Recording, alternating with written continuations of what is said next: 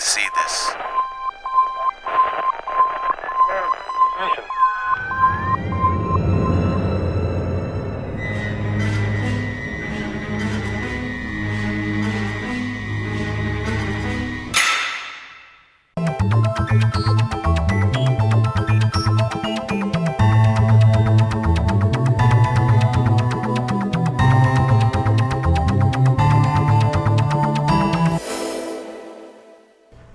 O programa Destaque está recebendo aqui em nossos estúdios com muito prazer para um bate-papo hoje o Dr. Rafael Teixeira Ramos. Ele é graduado em Direito pela Universidade de Fortaleza, mestre em Ciências Jurídicas Laborais, especialista em Direito do Desporto Profissional pela Faculdade de Direito da Universidade de Coimbra, professor fundador e coordenador dos 2 primeiros cursos de Direito Desportivo na Universidade de Fortaleza, professor de Direito do Trabalho Desportivo e vice-presidente do Superior Tribunal de Justiça Desportivo do Futsal, eleito em 2009. Auditor do Tribunal de Justiça Desportivo de Futebol no Estado do Ceará, empossado em 2008, coordenador e coautor de obras de Direito Desportivo, Tributo a Marcílio Klinger, de São Paulo, coautor de Atualidades sobre Direito Desportivo no Brasil e no Mundo. Ele é membro da Comissão de Legislação Desportivas, Desporto da OAB Ceará, membro do Instituto Brasileiro de Direito Desportivo, IBDD, e conselheiro da Associação dos Jovens Advogados do Ceará, a AGE Ceará. Professor, muitíssimo obrigado pela sua presença aqui no programa Destaque da Faculdade Integrada da Grande Fortaleza.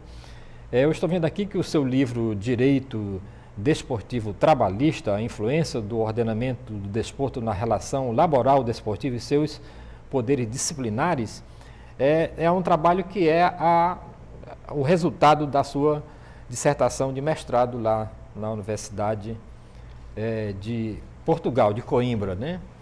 E eu queria que o senhor falasse um pouco mais sobre o seu livro, assim, do ponto de vista como foi na pesquisa para fazer essa sua dissertação, que tipo de material o senhor utilizou e para chegar a esse livro depois que o senhor terminou a sua dissertação? Bem, primeiramente, um prazer estar com o senhor aqui, professor Jonas Luiz, a quem tive a oportunidade de conhecer agora pessoalmente. É um prazer enorme e uma saudação especial para os telespectadores aqui do canal FGF. Bem, professor, esse trabalho é fruto da nossa dissertação de mestrado, que foi concluído dia 14 de julho de 2008, na Faculdade de Direito da Universidade de Coimbra, e nós abordamos as principais teses do caráter especial do direito do trabalho desportivo, né? Então, o primeiro e segundo capítulo, a gente aborda bastante a questão do direito do desporto e de que maneira ele influencia no direito do trabalho ligado ao esporte. E no terceiro e no quarto capítulo, a gente já entra especificamente nos assuntos pertinentes ao direito do trabalho desportivo propriamente dito. Então, um trabalho de fôlego, é um trabalho de profunda pesquisa, né, que foi construída ao longo de 3 anos de trabalho, pesquisa e escritas e redação e revisão, que culminou aí com a conclusão da nossa dissertação de mestrado. Professor, eu tenho uma curiosidade, né, sobre o direito do trabalho desportivo. O que ele difere do direito do trabalhador normal, aquele sujeito que sai de casa para bater o ponto às 8 horas da manhã, que bate novamente o ponto meio-dia, que tem 2 horas de descanso e que volta às 2 horas da tarde e que bate este bendito ponto às 4 horas da tarde? Como é que esse cidadão desportista cumpre a legislação? Ele bate ponto? Bem, ele de certa forma ele bate ponto, né? Porque embora a jornada dele seja especial, ele tem horário para treino, pré-eleção, concentração, recuperação, né? Tem horário de jogos, então ele cumpre horários. Mas isso não é trabalho? Toda essa sua descrição aí... São trabalhos, só que existem atualmente várias teses, né? Diversas teses que tentam explicar o porquê que o contrato de trabalho do atleta e o trabalho do atleta de caráter peculiar, né? Especialíssimo, né? Eu explano algumas dessas teses aqui, algumas teses até que a gente, digamos assim, implementou, né? E outras que a gente aprimorou, né? Nessa questão da especialidade. Mas, basicamente, a especialidade vem da própria exploração econômica da atividade de esporte, que é uma exploração econômica que não existiu desde o início que o esporte começou a existir modernamente, ou seja, ali no final do século XIX, através de Barão Pierre de Coubertin, que fundou o COI, né, o Comitê Olímpico Internacional, refundou novamente as Olimpíadas da Era Moderna. Depois a FIFA, né, no início do século XX, fundada a FIFA e iniciou também a Copa do Mundo. Então tudo começou a se construir de maneira que um dia viesse a se tornar profissional, mas no início não era profissional. Era apenas um passatempo, uma atividade de lazer, mesmo nessas competições. Então, aí é um dos pontos centrais em que dá o eixo de especialidade da atividade trabalhista esportiva. Mas também não é o único e tem várias outras e a gente não vai, por contingência de tempo, a gente não vai explanar aqui. E mais, quando o senhor fala aqui de princípio da universalidade, o que é que significa isso aí dentro desse contexto? O princípio da universalidade, a gente coloca aí no segundo capítulo do livro, ele está posto de uma forma bem ampla e diz respeito a um resguardo não apenas das normas do Estado, mas das normas das federações esportivas, de resguardar o direito ao esporte como um instrumento de educação, como um instrumento de saúde à população, não apenas a nível de profissional, mas no nível também não profissional, né? Então, a universalidade diz respeito que todo cidadão deveria, através das cartas da ONU, né, através das próprias normas regulamentares das federações, através da própria nossa Lei Pelé, por exemplo, todo e qualquer cidadão,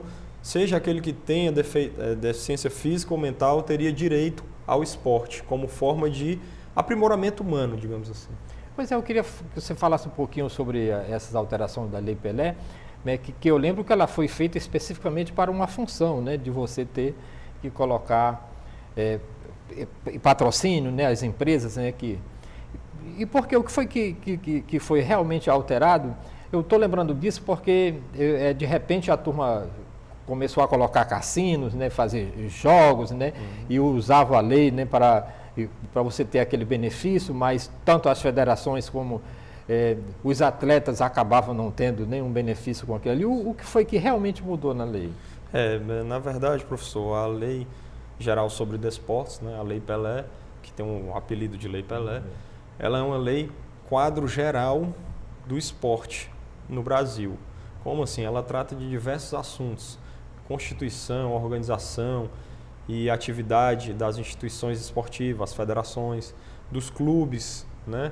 A questão trabalhista também está dentro da lei, a questão consumerista de uma maneira bem ampla, geral, também está dentro da lei, depois especificada no Estatuto de Defesa do Torcedor. São vários assuntos. No que pertine ao bingo, quando se foi implementar essa lei, se tentava com o bingo trazer maiores recursos para o esporte, mas com o tempo, com a prática, se percebeu que esses bingos, né, esses jogos, por serem jogos tidos como jogos de azar, né, e como estavam ali na Lei Pelé, estavam mal regulamentados e estavam gerando justamente o oposto do que se queria com aquilo, né, que em vez de recolher recursos, proporcionar melhores condições de aprendizagem esportiva e de trabalho específico para as atividades formais e profissionais, estava gerando outras coisas que não era o objetivo a ser perseguido, que era trazer questões de corrupção, né, desvio de verbas. Tá? Então, por conta disso, não se persistiu, né, não se tentou aprimorar a lei e sim apenas se excluiu de maneira taxativa a questão dos bingos. Quero ressaltar que na Espanha, por exemplo, na Inglaterra, em Portugal mesmo, os jogos de azar são regulamentados, né, e de formas bem mais aprimoradas do que era aí na Lei Pelé. E lá eles conseguem, de certa forma, controlar isso, mas também não conseguem muito, né? Sempre tem questão de venda de jogo, né? Sempre tem uma questão de corrupção atrás dos jogos profissionais e geram os grandes casos, né? Em Portugal, apito dourado, na Espanha também já gerou outros. E aí são coisas que pertinhem a questão da natureza humana, e aí cabe às instituições públicas correr atrás de averiguar, investigar essas questões de corrupção atrelada aí ao esporte. Mas, enfim, eu acho que a Lei Pelé agora está modificando novamente, não vai tocar nesses pontos, vai continuar sem existir os jogos de azar, pelo menos por enquanto, mas a perspectiva futura também é de que se tem uma nova lei e não mais a modificação da Lei Pelé. Tá certo. Então, me diga uma coisa, e toda a categoria, inclusive do direito e de todas as profissões, né, existe o seu famigerado piso salarial, né? Tem piso da categoria. Tem os advogados, tem os juízes, tem os presidentes do Supremo, tem até um teto, né, para se ganhar dinheiro. Mas no futebol não tem isso, né? Dentro desses jogos famosos não tem isso, né? Não se tem. Então, não existe um piso para os profissionais do esporte em diversas modalidades? Bem, no Brasil a gente tem uma abertura muito grande da Lei Pelé para o que seria o desporto profissional. Em que sentido? Se tem na Lei Pelé que apenas assim, a preferência, né, o direcionamento maior é para o futebol como esporte profissional no Brasil. O que não quer dizer, tenho defendido eu, que o atleta de outra modalidade não possa ser profissional, né? Se ele cumpre lá todas as características de um profissional, como um profissional do futebol, por exemplo, no meu entender não há por que se excluir esse atleta da situação de trabalhador esportivo, né? E levar com seus conflitos para a justiça do trabalho, por exemplo. Mas já há outros que dizem que não, que só mesmo o futebol que pode ser profissional, etc. E tal. Em relação, por exemplo, ao teto do jogador, eu estava pensando disso porque nessa Copa do Mundo houve aquela notícia de que o Maradona havia ganho de presente um helicóptero daquele jogador que ele gosta muito, né? Aí que teria sido 4 milhões e 500 mil dólares o helicóptero e que ainda teria sobrado 700 mil reais do salário mensal daquele jogador. Então, a gente fica assim pensando, né, por que é que esses salários são estrelares mesmo, né? E os outros jogadores a gente não sabe, mas a gente não é divulgado, mas você sabe que tem jogadores que ganham, a diferença é tão grande entre um e outro que dentro da própria organização, do próprio time, né, do próprio estado. No Brasil, a gente não tem um piso, né, em norma nenhuma, mas existem alguns países, por exemplo, Portugal existe através de convenção coletiva, né, um piso para os atletas que jogam na segunda, primeira e terceira divisão do futebol português. Né? Na Inglaterra, eles têm também através não seria normas, seria mais a questão de regulamentação mesmo da Premier League, né, da liga deles de futebol, que existe também uma estipulação do que seria um piso para aqueles jogadores. Tanto é que na Inglaterra, a maioria dos jogadores, eles não têm uma disparidade. É óbvio que sempre tem, porque nós vivemos num mundo capitalista, né? Então, sempre tem a disparidade, né? Então, tem ali 4, 5, 10 jogadores que ganham muito mais do que os outros, óbvio.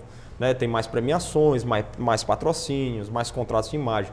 Mas, em termos de salário, propriamente dito, quem joga, por exemplo, na Premier League, que é a primeira divisão do futebol inglês, ganha muito equiparado, seja zagueiro, seja meio de campo, seja atacante, né? Isso é muito interessante.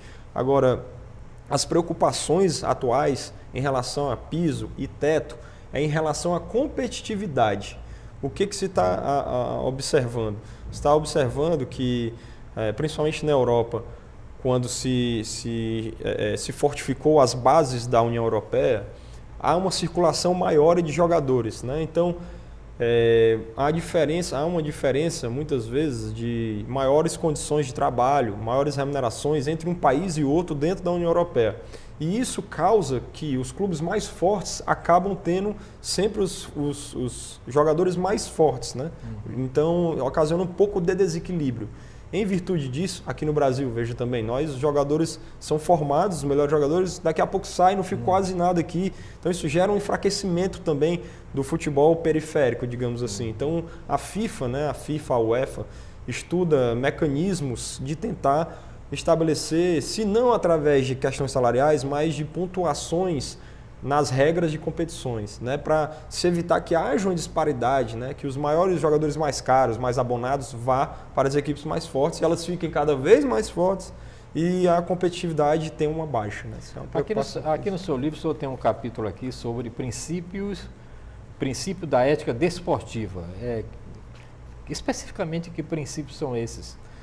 O princípio da ética desportiva, professor, ele é um princípio, digamos assim, âmago, né? Um princípio inicial do direito desportivo. Né?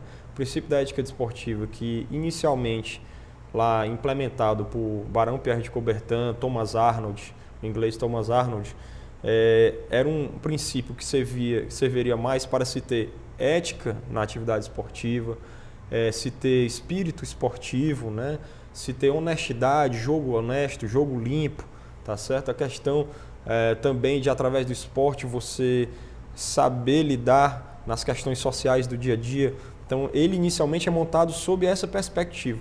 Mas no direito desportivo ele é integrado quase ali como um princípio diretor, né, de várias questões no esporte profissional. Porque, por exemplo, se você explora a atividade econômica esportiva de forma econômica, a atividade esportiva, atualmente, você não pode se desapegar desses princípios iniciais colocados por Thomas Arnold e por Barão de Coubertin. Por quê?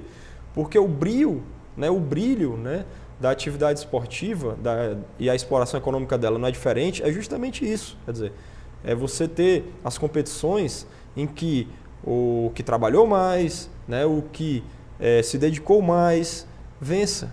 Né? Então isso é interessante. Por isso que o futebol, por exemplo, estou citando o futebol porque realmente é um dos esportes que mais você vê isso.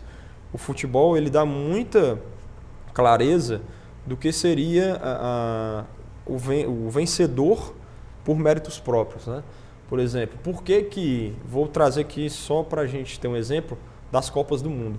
Por que na maioria das Copas do Mundo a equipe de maior qualidade que chega à final ela não consegue vencer? Agora foi diferente, a Espanha conseguiu, tudo bem, mas se você pegar o histórico é uma exceção ou outra.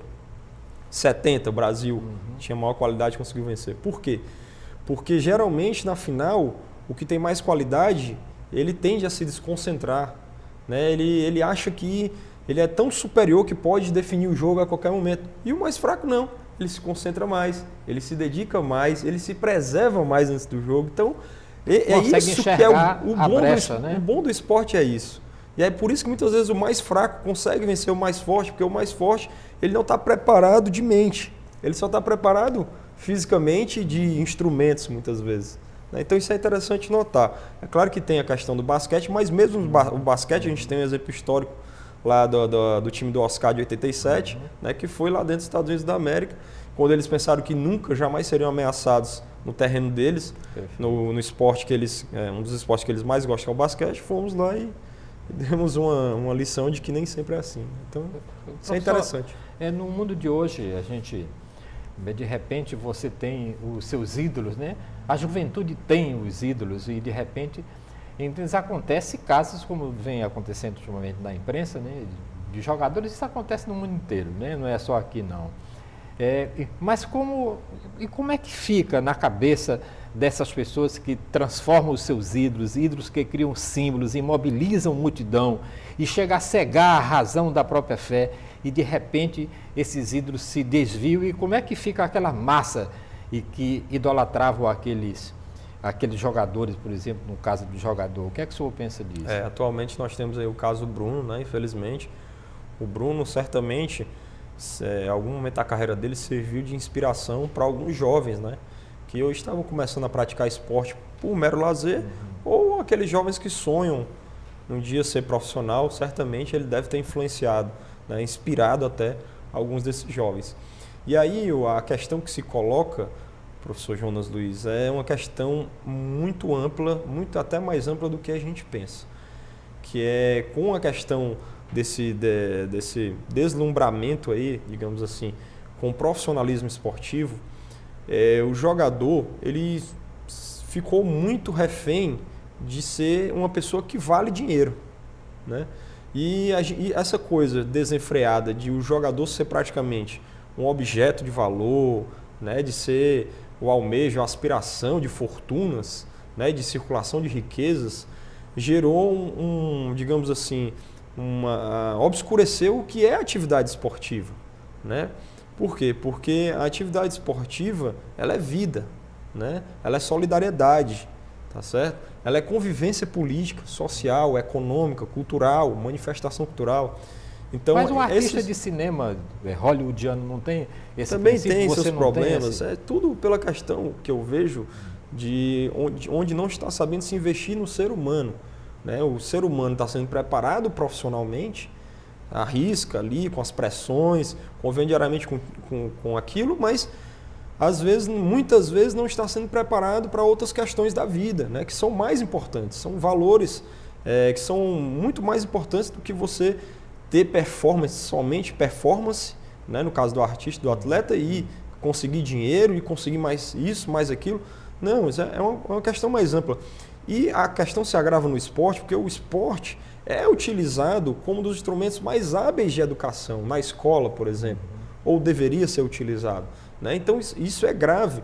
E a nossa Lei Pelé, ela trouxe uma lacuna enorme desde da sua primeira edição, lá em 98, que é o que se tem sobre a formação esportiva na Lei Pelé, por exemplo, que está nos anexos do livro, né? A Lei Pelé. É praticamente irrisório, né? Assim, é reduzido demais, para que um artigo 29 trata da formação do atleta, e de forma que isso é uma pena, porque existem várias questões a serem colocadas, pelo menos em lei, para que a gente possa aperfeiçoar como se daria essa profissionalização, né? Por exemplo, o artigo 29 prevê de uma forma genérica que deve existir no treinamento de formação uma compatibilidade de horário com o ensino. Mas se o senhor pegar no Brasil inteiro e até nos grandes clubes, de que forma esse ensino está sendo posto em favor do atleta, né? Será que não é só para cumprir tabela, que é o que a gente fica até um pouco receoso de falar isso aqui, mas isso deve ser falado, né? Será que é só para cumprir tabela da lei? Ou será que realmente está sendo empregada como deveria ser?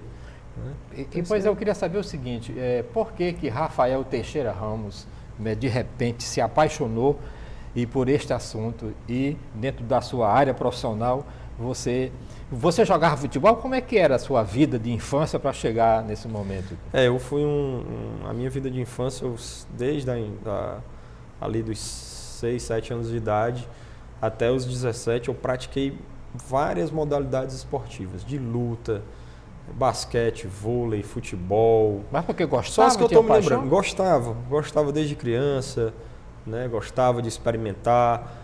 E isso foi cada vez mais me dando uma paixão por esporte em geral, né? E no final Mas isso é herança genética? Você tinha um parente que jogava? Eu tinha herança genética, meu pai jogou futebol, né? Os irmãos do meu pai também jogaram futebol. Meus irmãos mais velhos foram jogadores de vôlei, jogaram seleção cearense, etc. Então, eu sempre, desde criança, pequenininho, eu acompanhei essa questão do esporte dos meus irmãos, né? Meu pai falava muito, tinha jogado Ceará, juvenil, etc. E isso, desde criança, foi me alimentando por dentro, e eu gostei muito de praticar várias modalidades. Quando eu deixei ali, em virtude dos estudos, é claro que isso nem sempre dá para conciliar, deixei de praticar mais, eu estava mais ligado ao futsal, né? Joguei pelo colégio, futsal, competições, etc. Não passou muito disso aí, não. Mas, enfim, parei mais ali no futsal e gostava muito do futebol de campo. E quando eu entrei na faculdade, cursando Direito, percebi que no Direito, atualmente, você tem que ter várias opções, né? Vários leques de saída, atualmente, é muito concorrido. E me apaixonei o Direito Desportivo, quando em 2003 comprei um livro que vinha no catálogo da IOB, editora, e aí me apaixonei, dali foi só estudo e especialização na área. Pois é, eu fiz essa pergunta apenas por curiosidade, depois eu queria que você falasse um pouco mais sobre o seu livro, nós já estamos aqui quase no final do programa, mas para você ver como é que são as coisas, né? Eu morei, na minha infância, com 8 anos de idade, eu morei em frente a um campo de futebol, no Amazonas, chamado São Raimundo, esse campo de futebol lá. E Curioso é que eu morei 2 anos em frente a esse campo de futebol. Eu nunca entrei nesse campo de futebol. Eu nunca assisti um jogo de futebol. Hoje, com a minha idade, eu nunca fui num estádio de futebol. Aí eu tenho um filho que viu o pai e não participa de futebol, que é absolutamente louco por futebol. É uma coisa interessante, né? Interessante. Mas, professor, eu queria que o senhor falasse um pouco mais nesses minutos finais aqui sobre o seu livro, onde a gente pode encontrá-lo e qual a finalidade dele, se a gente pode indicá-lo, né, para as disciplinas e aonde encontrá-lo nas principais livrarias, principalmente. O livro, ele facilmente você consegue encontrá-lo. Se não conseguir encontrá-lo, você pode pedir pela Forte Livros, que é uma cadeia de livraria jurídica que existe aqui em Fortaleza, em qualquer Forte Livros.